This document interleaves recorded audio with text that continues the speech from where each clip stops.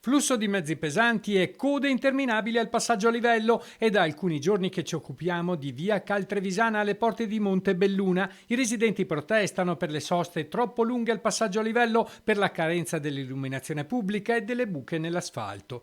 È da tempo che ci occupiamo del problema, ha ribadito il sindaco Adalberto Bordin. Abbiamo avuto anche degli incontri con i residenti dove abbiamo raccolto le loro istanze. Ci siamo trovati successivamente anche con Veneto Strade per rendere la via meno pericolosa. Lunedì scorso abbiamo avuto un incontro con Veneto Strade ci dà il parere positivo, quindi andremo a chiudere il tratto di via Caltrevisana che sbocca su via Feltrina. Dobbiamo ovviamente ordinare il guardrail e tutte le segnaletiche necessarie.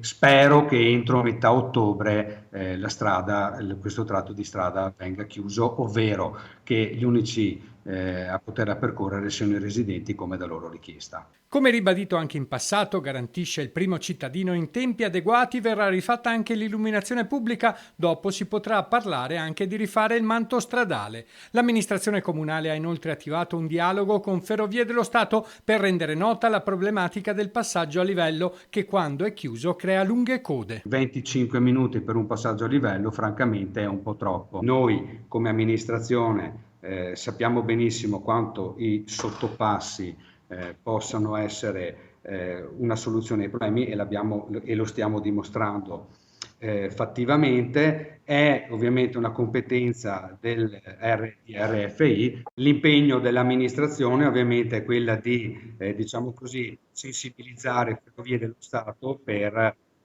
risolvere la situazione o quantomeno per ammodernarla sotto un profilo tempistico, considerando che poi la competenza è solo ed esclusivamente di Ferrovie dello Stato.